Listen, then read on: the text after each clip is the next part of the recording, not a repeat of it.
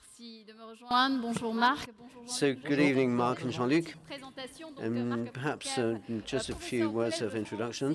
Marc von Professor at the Collège de France, Jean-Luc Moulet, the Delegate DG for Innovation at CNRS, the French National Scientific Research Center. We'll be talking about mobility and climate. And before we start, perhaps to set the stage, let me remind those in the room that you are both members of the Scientific Council of Forvia. Therefore, we will be talking about these topics from the scientific angle. Before we start, perhaps what is your vision, talking about mobility, what is your vision of tomorrow's mobility and what mobility to be able to cut the CO2 emissions? Jean-Luc, to start with.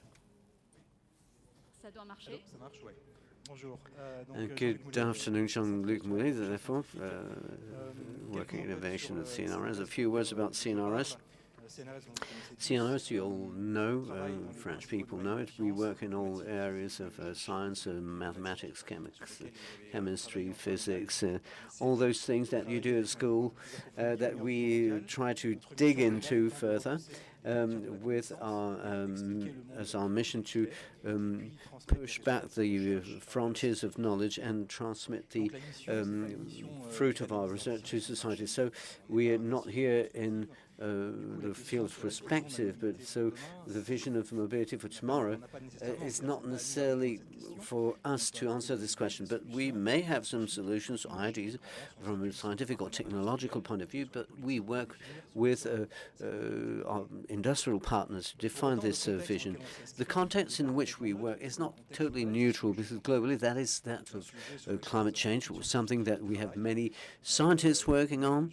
Like mobility is something we work on a lot. Now, about climate global warming, first of all, it is a proven scientific fact. There's no more or very little discussion about this. It has now been accepted by after many years of discussions and debates within the scientific community. It emerges, there's a consensus for this, and with GIEC globally working on this in terms of transparency and exchange of data, they're doing a great job. And the conclusions of the GIEC are quite clear. The global warm-up is undebatable, and the influence of man on this climate system is clearly established. So these are the scientific bases on which everybody's agreed. There's a consensus. Now the question is, well, is it so serious, so grave? Well, the answer is yes. I'm not going to depict the apocalypse that is lying ahead of us, but just a few things. The oceans rising by between 0.5 and 1 meter by the end of the century. Imagine the impact on the inhabitants of the Earth, the consequences it may have on the flora and the fauna of the oceans, and all the natural disasters of broader magnitude that we are expecting now. And if you see what happened in Pakistan, for instance, this summer, this is gives you a flavor of what's lying ahead. And the truth is that we don't quite know where we're heading. Is the climate evolution something incremental, or is it an evolution that will take us to potentially unstable regimes? I have no answer to this. The other question for which we may have more input is whether it will be possible to adapt to this climate change as individuals, but also globally as societies, as we are faced with a phenomenon that is worldwide. That requires a worldwide adaptation, global adaptation. So we need to take every human group on board in adapting. So we'll get back to this in more detail. So we are listening to your questions, but we would like also to hear what you are doing as scientists. Marc, perhaps any reactions to this? Well, the question of transportation is, of course, at the core of all our concerns. I'm not saying this because we are organizing at Collège de France with the support of Forvia, amongst others, a colloquium on transportation. But the transportation is at the heart of everybody's concerns, because when you think what should be done to cut CO2 emissions, it's quite simple.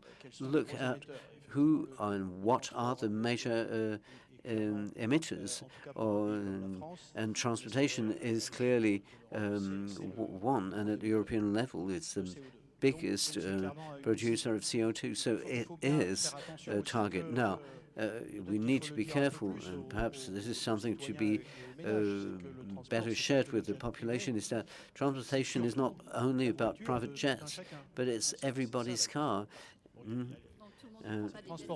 It's true, it's road transport, generally speaking. So it's quite natural that businesses in the transportation industry should be the most impacted in terms of addressing this question. Now, like for all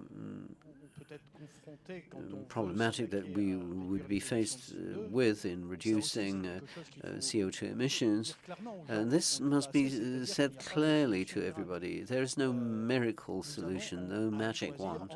We need to choose most of the time between bad solutions, and we need to find whichever hurts less. Every one has pros and cons.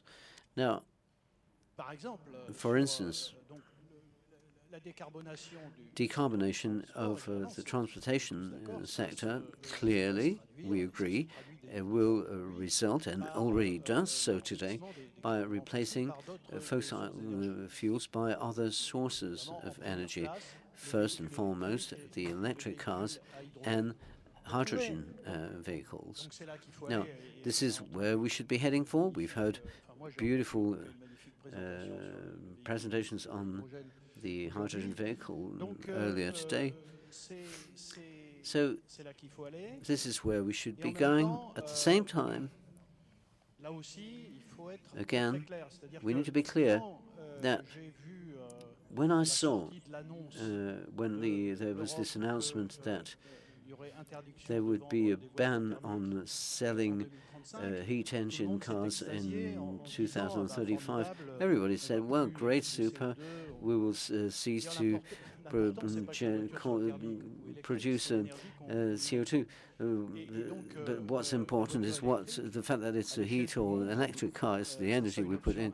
So at World Council, it would be interesting to have electric cars if everybody has a fully decarbonated production of such electric vehicles. And we're far off the mark today. And a country like France, which has highly decarbonated electricity, although the nuclear part is temporarily low, but it's through hydroelectric and nuclear production that we have little carbonated energy production. So it would be legitimate to speed up towards electric cars or hydrogen cars. But it's the same thing. To produce hydrogen, we need energy. So, and this energy is electric power from green hydrogen. So in a country like France, we should go for it, and as quickly as possible. But if you look, if we produce hydrogen in India or electric cars, it doesn't make sense, and all the calculations are there to prove it. No, well, Mark, you were talking about France, and we were talking about energy efficiency or sobriety. What would you recommend to adapt to this climate change? Well, the question of sobriety, as some people say, energy efficiency, as others would call it, is one that is highly political by nature and social. Although the definition is rather ambiguous, you could, if you're against it, you would say austerity or anti-squandering, but it's political and social in nature, because if we want to make all the efforts needed to fight against waste. And talking about efficiency, some say that business should be doing the job. Others will say it's for the local authorities. Others will say it's the households. But everybody will have to make an effort. So talking about energy efficiency, if you say that it is a collective effort between the businesses, the public authorities, and the households to limit squandering, to change habits, to think of a new way to live based on what energy we spend, we expend, that's interesting. But there's already some collective awareness about this. Yes, but we haven't said enough how painful it would be. It will cost also a lot. We see that economic players are spending about 2% of the GDP on the question of decarbonation, which amounts to 50 billion euros per year, and we would need twice as much, 100 billion. So investment will be needed, and if consumption remains high, we need growth. If energy efficiency means negative growth, it will not work. And in a way, and let me conclude on this, I say we could agree with this notion of energy efficiency and to fight against waste, squandering, etc. But I would say no, if it's just to align ourselves on a narrative which is growingly discussed. If it's to follow the anti-productivism ideas, anti-business ideas, anti-growth dogmas, because man can create nothing but destruction, I'd say no. If the word efficiency is used for this, I think it should be fought against. And quite the contrary, we should hold another narrative, not be naively optimistic, because science is there to bring solutions. But reversely, growth, investment in research, in technology. I think Patrick Collet is here. He knows my thoughts about this. The world of academia and the industry must work together. So the need for research, for knowledge gathering, and by regaining trust in the capacity of man to address problems, including those that it has created himself, or he, or she. And now, if you listen to TV and the radio, there is this notion that many things are happening in the field of decarbonation. And I'm impressed by what I've seen today. And I think of, and unfortunately, many young people tend to think that no one is doing anything. No, there's many people are working towards solution, and businesses as well. But there is misinformation from this point of view. And let me take just one example. You will remember the presentation of the diplomas at Polytechnique School a few months ago. It's the same happened at Aquapaytech. 4 or 5 students came, said we should be turning our backs on businesses, and at the same time I was asked to give a lecture at Polytechnique, and invited by the students, and I thought with my story it will be difficult, lots of opposition, but no. Well, in actual fact, all of the students of Polytechnique were highly interested, very committed. They were looking forward with their own knowledge to jobs. They were very interested in environmental and energy transition, but they're ready to do something, and we get the feeling that that nothing is happening. It's not true. So we should show to everybody that, yes, one of the solutions is knowledge, technology, science, work, and that it is there. So, Jean-Luc, about this question of energy efficiency and sobriety, technology innovation is not an overall solution, but what are you working on, and what are the technologies you believe that are the most promising for tomorrow to address these questions of the climate? Like Mark said, the difficulty is that an electric car is not one that will be producing no CO2 across its life cycle. First of all, there's the weight of the batteries and the CO2 emissions related to the battery manufacturing, plus the energy mix where the electric vehicle is being charged in whatever the country it is being charged. So the production of the batteries must be as little impacting as possible in terms of CO2 emissions. So we need to work on this.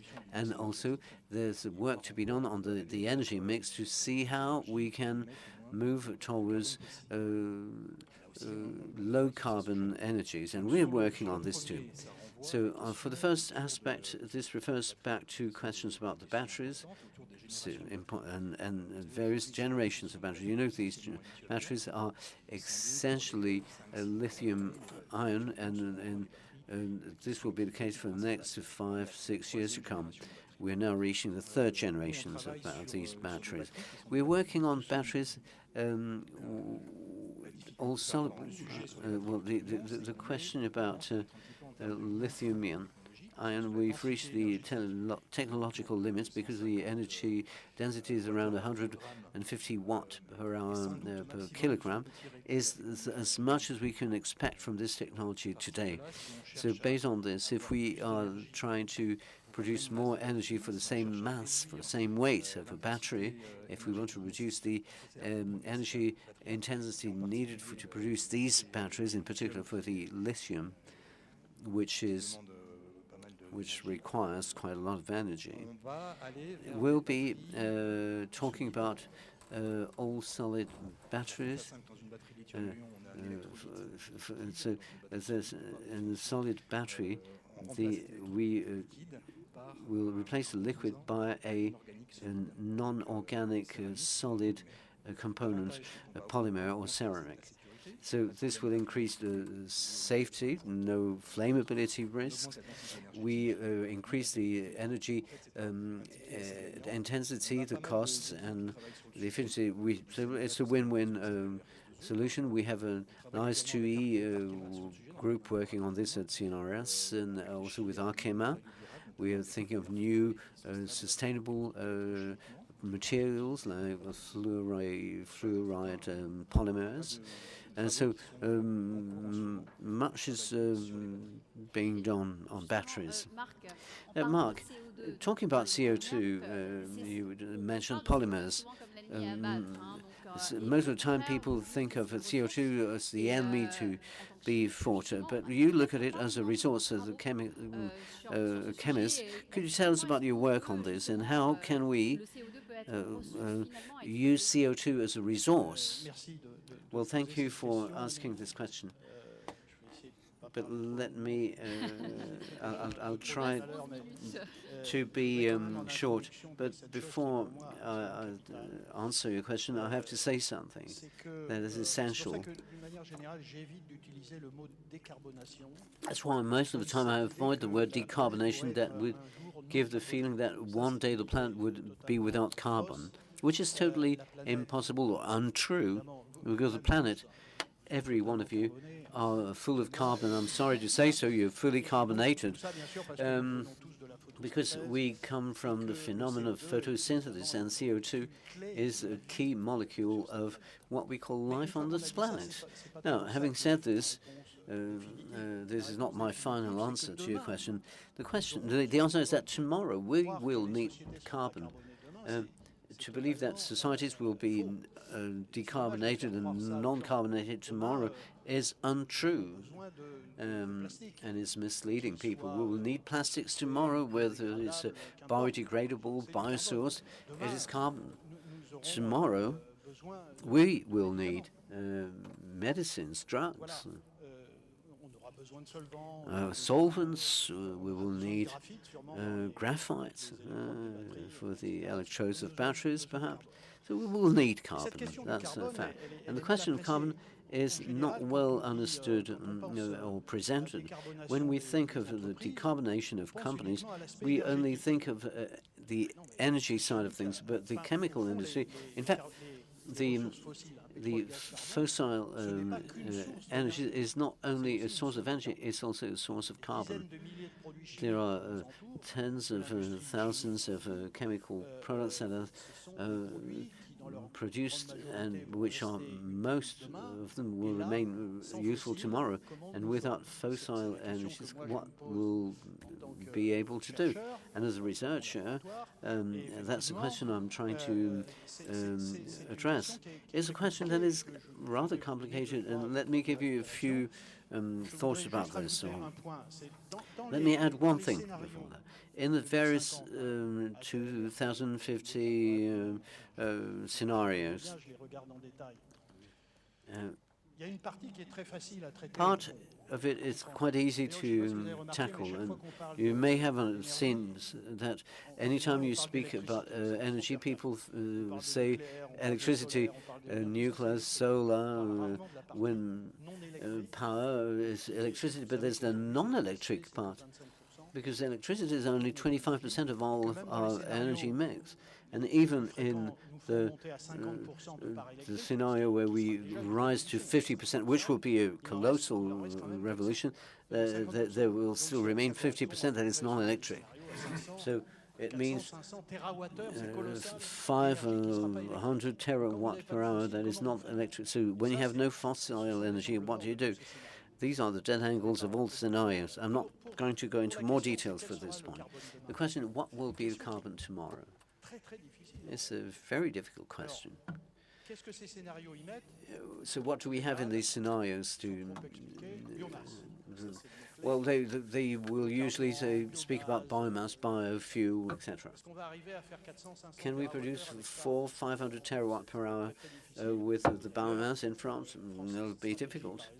And there was a report produced recently saying that the maximum of agricultural biomass that is available for this without hurting the food chain is 81 terawatt hours. So we're far off the mark of these 500 that would be needed. I work on another source of carbon, that is CO2 precisely. I'm part of those who believe that we can harness CO2, capture it in some...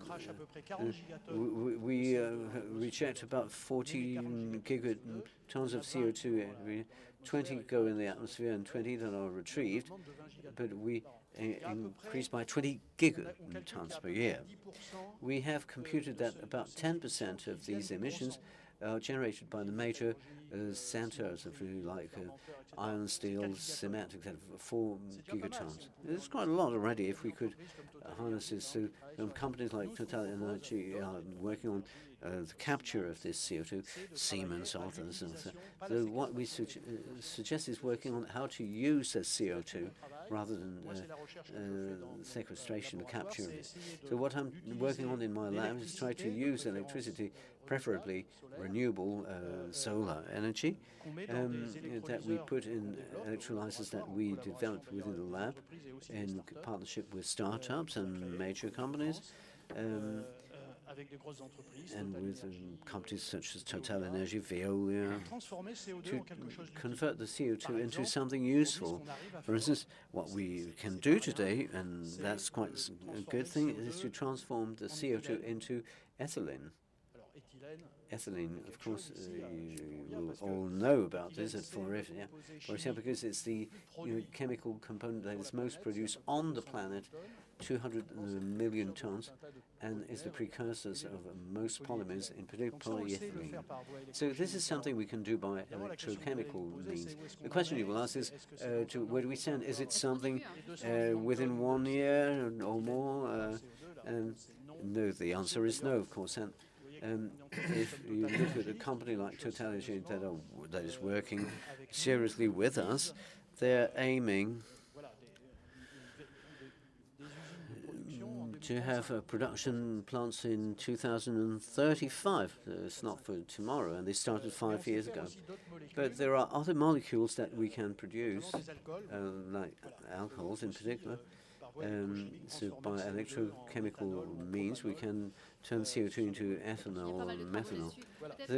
So perhaps, Jean-Luc, your vision of this. Well, two things. Well, CO2, we've got plenty of teams working on the subject in relationship with Mark on the capture of CO2 in two directions. The first is, the underground storage of CO2 and the reuse of the CO2 molecule to do something more interesting. Obviously, there are technical obstacles. Molecule of CO2 is stable, so to do things with it is complicated. But it's electrolysis, so things that industrialists know how to do. But the substrate is a bit different. It's not water, it's a gas, so it's a bit more complicated to deal with. Yeah, obviously, exactly. It is a way for research, and it led also on our side to the creation of startup companies. By electrolysis of CO2 to obtain CO. And as we talk about electrolysis, it's there's something that is interesting. That's for the production of hydrogen. Electrolysis for hydrogen, that's a technology that is rather mature, that works at a low temperature, and we have yields of 60%. And our friends from CA have put in place a high temperature technology that increases the yield up to 80%.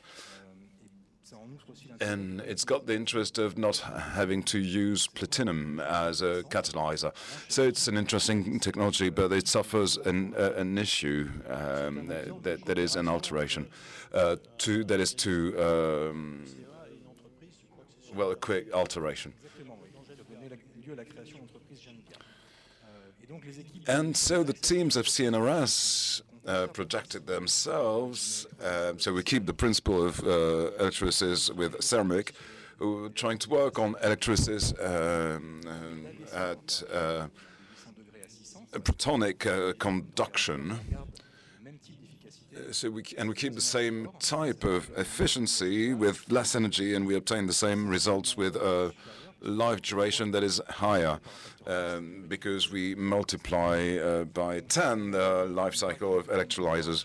So there's a collaboration between the public entities of research, and we go towards an increase of the efficiency of hydrogen production thanks to these technologies. And we know that hydrogen is one of the important solutions for future mobility. We've got little time left, less than 2 minutes. So just a word of conclusion on the issue. You've been working on lots of innovations.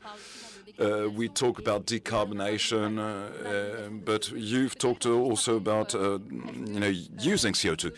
So tomorrow, do you think that the pace is going to increase? So if we reduce our emissions and if we can use the CO2 that is emitted, what does it mean for these issues of climate change? Well, first, I'm not sure I can answer in 2 minutes. 48 seconds, in fact. I don't know to do that.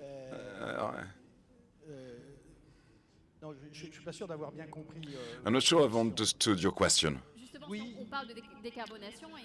Well, if we talk about decarbonation and you talk about valuation of CO2, then I've got to repeat what I said. That is, again, from a personal point of view, I don't like this word of decarbonation because the need for carbon will be such that we will need to find new sources of carbon that will put into the system, the general system.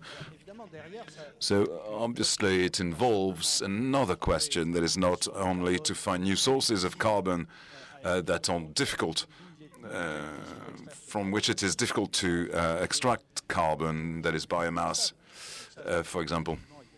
It's a very stable molecule. There's the issue also, the fact that where that CO2 is going to go. You know, it makes sense only if the cycle is neutral, as much as it can be. So it raises plenty of questions.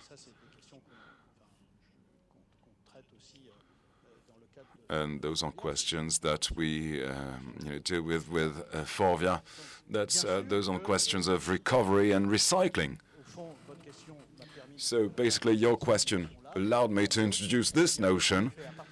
So yes, if we accept that we'll need to put back carbon, not fossil carbon, but that we'll have to put carbon into the system, we'll have to deal with its management and the issue of recovery and recycling. Thank you, Marc. Just a few words to conclude, Jean-Luc. Yeah, just to say that beyond the technical solutions that we're working on, there's a dimension that is based on the analysis of the human factor. I'm not talking about, carpooling only or things like that, but I'm thinking of more impacting solutions about the way, we think of town planning. So, but that's, the field of human sciences. And that raises questions of acceptability, of acceptance between, and arbitrations between comfort and the acceptance of sacrifices. And that question will be dealt with on the 7th of November at the Collège de France. Thank you to you both. Thank you, Marc. Thank you, Jean-Luc, for this discussion.